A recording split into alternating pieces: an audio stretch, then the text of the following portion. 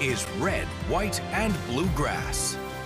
Both of our guests today are spearheading proposals in Kentucky's health space. There are a ton of health-related bills moving through the General Assembly this year. So for this next segment, I wanted to touch on as many as we have time for, but obviously we aren't going to be able to get to all of them.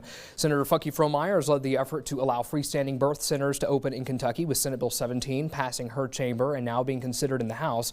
Democrats are hoping to get some health-related initiatives through this year as well, making EpiPen pricing, expanding medical marijuana conditions, and reducing maternal mortality rates among their top priorities this year. So Senator Funke Frommeyer, since you're here with us, I want to talk a bit about your bill since it has passed the Senate, and I believe that's the first time that this proposal has passed the Senate. So tell me a bit about why freestanding birth centers, why that's been such an important issue for you. Thank you so much. In fact, I'm going to give you the scoop because today I filed a bill that is very health related. It's Make America Healthy Again Task Force, and that will also address the efforts to have health that is also driven around our natural immunity and the ability to allow the more natural process heal you potentially. And that's a bit of what a freestanding birthing center is meant to be as well. So birth will happen when you are expecting a baby either in a hospital or at home. Those are your two options in Kentucky today. The freestanding birthing center will waive the certificate of need process. What we've found from years past, birthing centers are authorized in Kentucky already. It's just that in the past efforts that others have made, that it has cost them hundreds of thousands. They have met with resistance every time and gave up. And there's been none that are open right now. There are none open right now.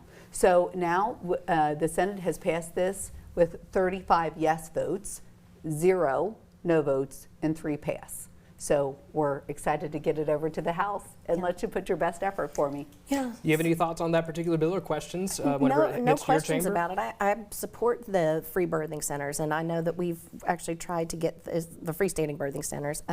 We've tried to get it passed in years past, prior to my being in the legislature. But no, I think having this as an opportunity for low risk pregnancies, it is a great option. It is. Families gives them another option to find the right fit for them for their delivery. When you're going to have a baby, you're going to have a baby. So it may as well be where, hopefully what it is that you have in your plan.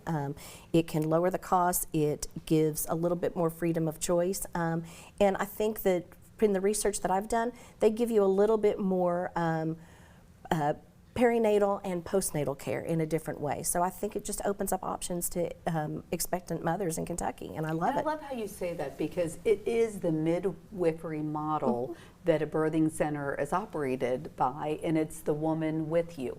Midwife is woman with you.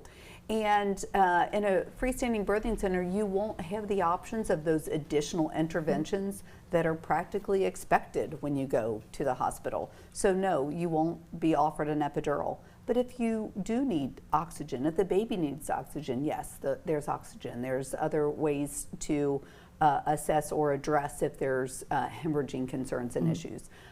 But the recognition that it's a very holistically natural process. You have the opportunity of an aquadural as opposed to an epidural, so you may have a tub experience, and also your children may be right there. So you may have 4 or 5 of your children. I'm trying to promote to improve our birth rate in Kentucky too, by the way.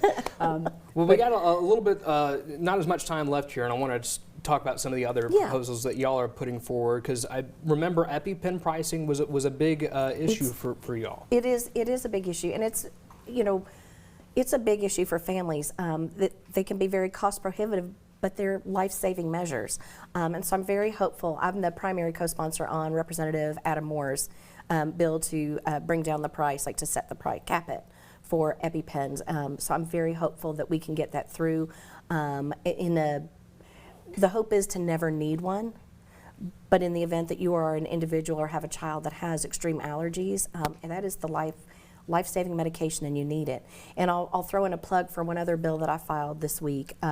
It is a bill that just simply, so I'll back up. In August of '24, the FDA approved intranasal epinephrine versus the EpiPen, the shot. And this bill, all it does is it adds the word intranasal throughout the existing language that allows the use of epinephrine as a life-saving measure, so that the Big Pharma, who has produced this new application, can give it to our schools. So they'll have traditional EpiPens as well as intranasal, but they can't do the intranasal until the law says they can.